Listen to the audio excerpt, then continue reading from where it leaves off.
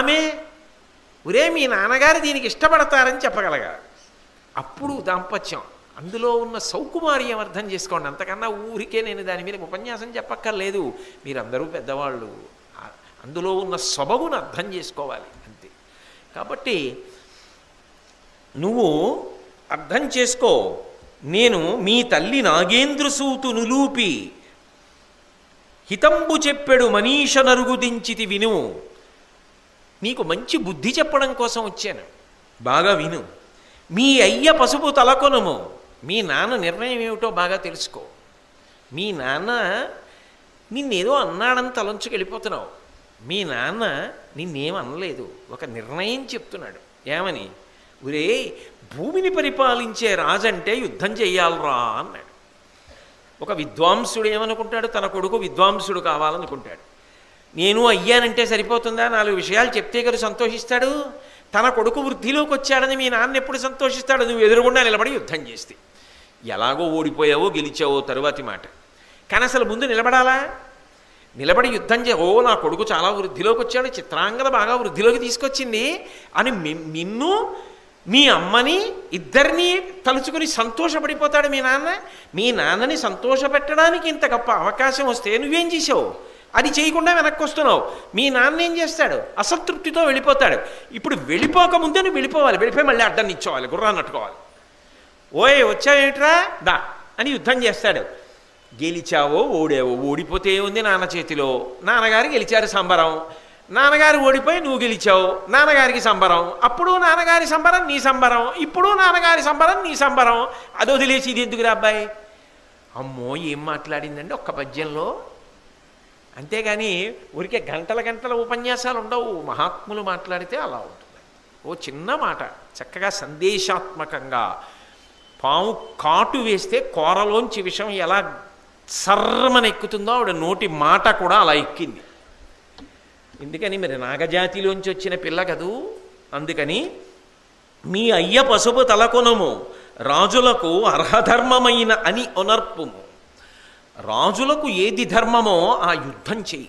మీ నాన్న ధర్మప్రియ కలిగినవాడు. నా కొడుకు యుద్ధం చేయకుండా పారిపోయాడంటే బాధపడతాడు. వెళ్ళి యుద్ధం చేయి, పరమ సంతోషం పొందుతాడు అని తన తోడ పెనగుట అధిక సమ్మదము సేయున కురుసత్తమునకు. ఆయనతో యుద్ధం చేస్తే ఎంత ఆనందపడిపోతాడోరా, కాబట్టి వీళ్ళు యుద్ధం చేయి అని అనగానే ఆ బభ్రువాహనుడు ఆగాడు. ఆగి అమ్మా ఎంత మంచి మాట చెప్పావమ్మా అని అమ్మని పిలిచిన మాట చూడండి. అసలు భారతంలో ఎంత గొప్ప గొప్ప మాటలు వేసేశారో. అనిన సభక్తికముగా అవ్వనితకు ప్రణమిల్లి ఆహవము జనకునితో చనుని ఒనర్పగనని అప్పనికి జొరక వచ్చి తిని శుభప్రదమూర్తి. వెంటనే అమ్మకి నమస్కారం చేసి దాపరికం లేకుండా ఉన్నది ఉన్నట్టుగా మాట్లాడాడు. శుభప్రదమూర్తి అని పిలిచాడు. అసలు ఆ పిలుపులో ఉన్నటువంటి గొప్పతనం చూడండి. శుభప్రదమూర్తి అంటే శుభములను ఇవ్వగలిగిన తల్లి అని పిలిచాడు.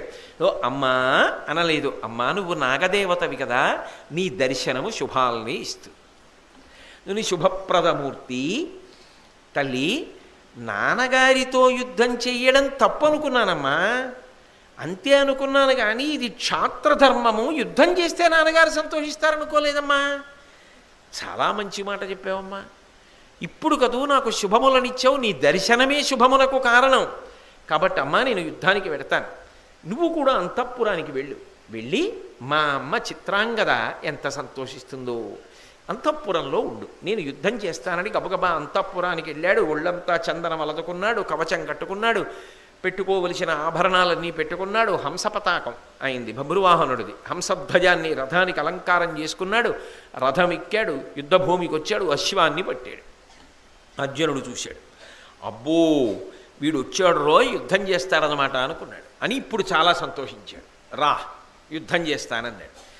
పిల్లవాడు కదూ, ఎంతైనా కడుపున పుట్టిన కొడుకు కదూ, చటుక్కుని బాణాలు వేసేస్తే అసలు ఏమొచ్చో ఏం రాదో చూడాలి కదూ.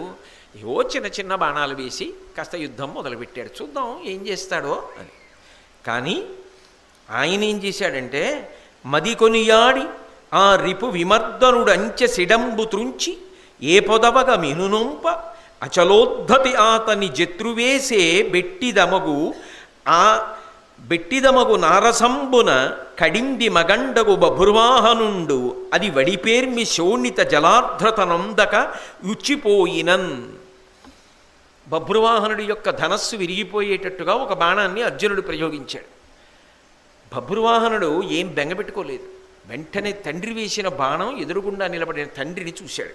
చూసి అచలోద్ధతి ఆతని జత్రువేసే బెట్టిదమగు నరసంబున గడింది మగండగు బభ్రువాహనుండు. యుద్ధంలో నిలదొక్కుని వీర్రసం తొణికిసలాడుతుండగా నాన్నగారు 20 వేస్తే తాను 20 వేసి నాన్నగారు వేసిన బాణాలు తుంచేసి నా ధనస్సు విరగొడతారా, నా జోలికొస్తారా అన్నట్టుగా అగ్ని శిఖ పైకి లేచినట్టుగా ధనస్సు అందుకుని ఒక వాడి బాణాన్ని ప్రయోగించాడు. అది ఎలా వెళ్ళిందంటే ఎంత గురి చూశాడో చూడండి.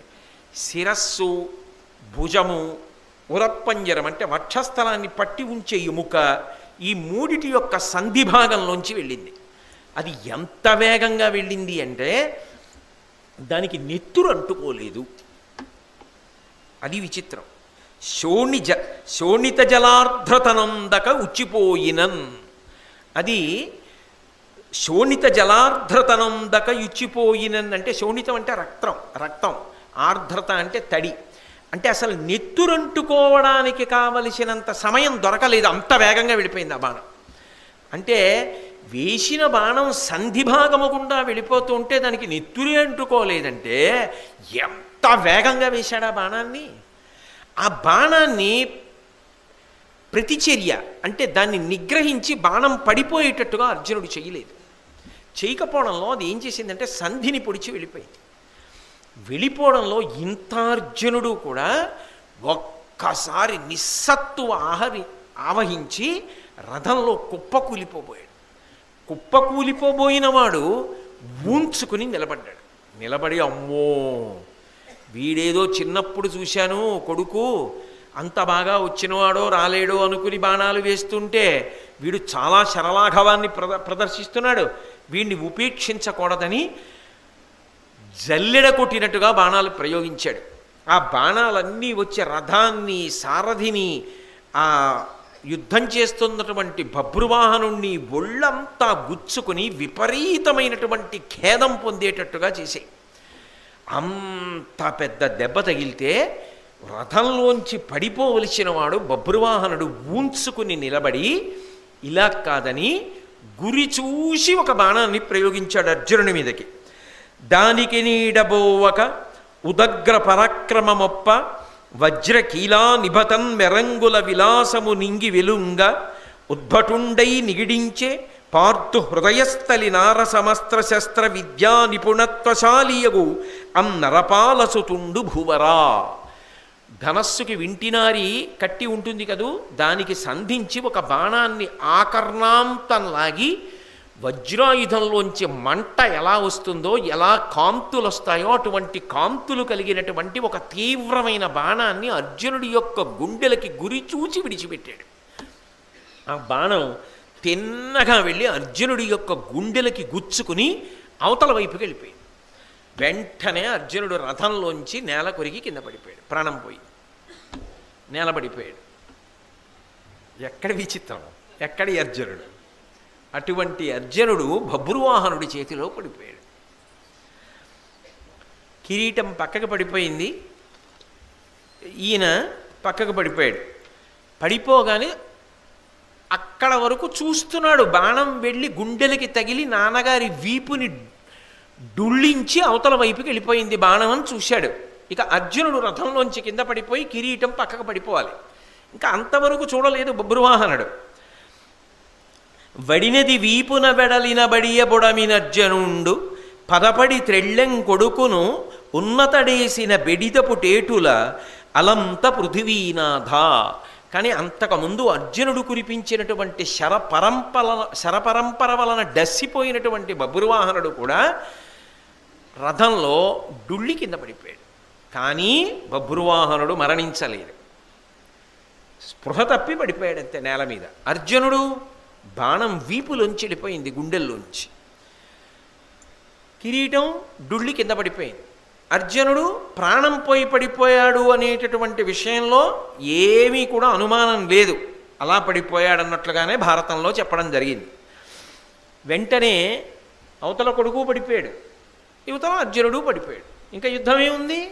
ఇంకా యుద్ధం లేదుగా, ఆగిపోయింది.